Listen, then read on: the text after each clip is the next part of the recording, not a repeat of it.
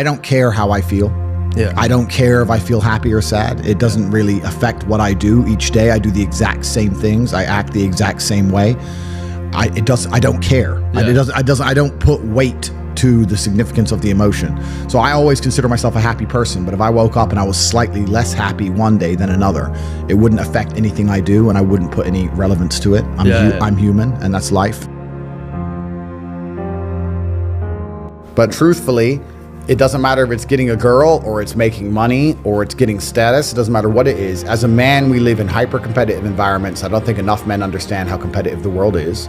If you want a girl, you're competing against other men. You're not the only man who had the idea of getting that girl. There's no girl you're going to see and go, oh, I'll get that girl, and didn't cross anyone else's mind. Everybody else wants her. You have to outcompete other men. You have to be as competitive as possible.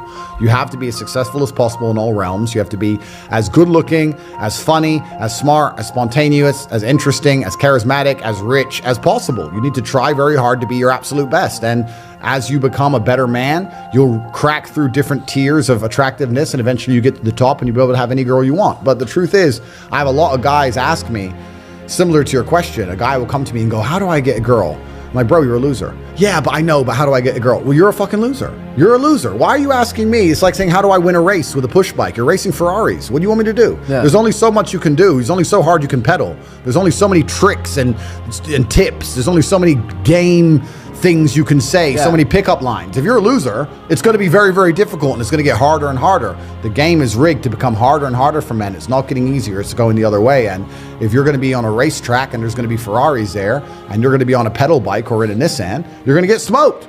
That's the game. You have to up yourself. You have to improve yourself. I'm not going to lie to anybody here and say you don't have to improve yourself. You can stay a loser and get chicks, because you can't. I don't understand how many humans function in the world today. I don't get people who don't think like me. I don't understand it. I'm like, well, then how have you survived this long? Life is hard. Life is difficult. Maybe I've just been unlucky, which I don't believe in, but I've had so much trauma and bad events and negativity and stress and all these things that have happened to me, and I've used all of it to be monumentally successful.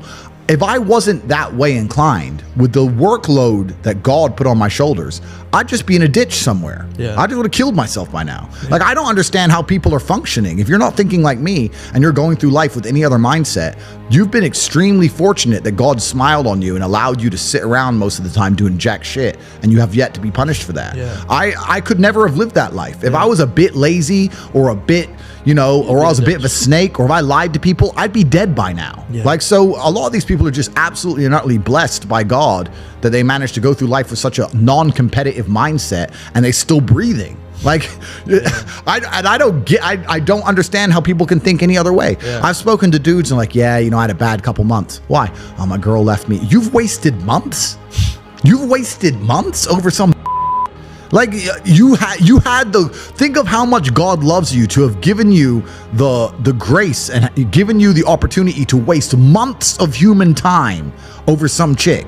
Like, talk about blessed head to toe. If I waste months, empires are going to collapse. I'm going to end up in a cell or dead if I waste months. I have things to do every single day. I can't waste a second. Like, these people are just absolutely infinitely blessed, and their mindset is a product of that, because they're spoiled children. Absolutely spoiled children. If you're going through life with any other mindset besides a hyper-competitive one, where you're capable of competing with some of the most dangerous men on the planet in all their forms, me and my network, and also my competitors. If you don't have that mindset, then you have to understand that you are spoiled. You're spoiled by your reality, because there's a whole bunch of people out here daily who fail.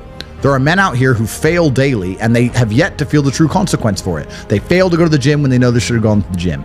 They fail because they forgot their keys and it took them 10 minutes to find them. They fail because they replied to a question they got sent on WhatsApp the wrong way. They fail because they didn't smile when they were supposed to. They didn't say please and thank you to that person who helped them. They fail because they didn't say hi to that girl who's looking at them out the corner of their eye. They just fail perpetually. They go through life missing every opportunity and just failing. And somehow we've built a society which is so soft, and God is so giving and so graceful, that they still have a place to eat and somewhere to sleep, and they're still surviving. That shows how nice God is. Because before this society, truthfully, if you were that level of failure, you would be dead. Survival of the fittest. It's survival of the fittest. And none of these men out here are fit. No. Their mindset isn't fit. Their reality isn't fit. They're failures. They're failures. And they're just failing every single day. And they go, oh, but you know what? Tomorrow I'll go to the gym. You've been failing your whole life. That's all you've done is fail. And then you sit and wonder why people like me absolutely and utterly outcompete you. It is so easy to become a top tier male in the world today because the competition is so ridiculously low. There are 2% killers like me, and everybody else is amateur, head to toe amateur. They can't even pay attention to anything. They can't try at anything. They're amateurs. And it's really mind blowing to me because I've tried with all of my computational power to imagine having a mindset different to mine. And I just can't see a reality worth having. I can't see a reality worth living. I can't see how you're going to build a life worth experiencing if you have any other mindset. I can't see it. Yeah. I've never met somebody with a fantastic life who did not completely and utterly believe in themselves. I've never seen somebody massively succeed and they didn't believe in themselves, ever. I've never seen somebody who just allows life to happen to them and become blown off course by some sadness, end up doing massively monumental and important things. I've never seen it. It's never happened. It does, and it's never going to happen. If I'm unhappy with something and I'm uncomfortable with something, I fix it. Yeah. That's endless motivation, which I don't truly believe in as a concept, but that's endless fuel for the fire. Right. If I was unhappy with something about myself, regardless of what it was, I would be able to take all of that discomfort and turn it into endless energy to get the problem fixed. Yeah, exactly. But these people seem to it's okay to be unhappy. Yeah, well, these people seem to sit and say, I'm really unhappy with X, but then stay doing X. So I don't believe they're truly actually unhappy. What you'll notice if you live life long enough is that somebody will sit and say to you, I'm unhappy being a loser. You say, why are you a loser? I just sit at home and play video games 7 days a week. And you're like, okay.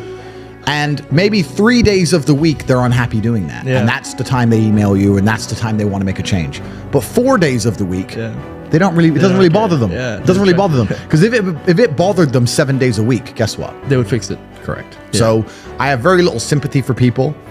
And that's not because I'm not a nice person, but it's because I've been so hard on myself and I've been through so many things that were difficult, and I've been through so much pain and trauma myself, some of it self-inflicted, some of it given to me by God to make me a better person.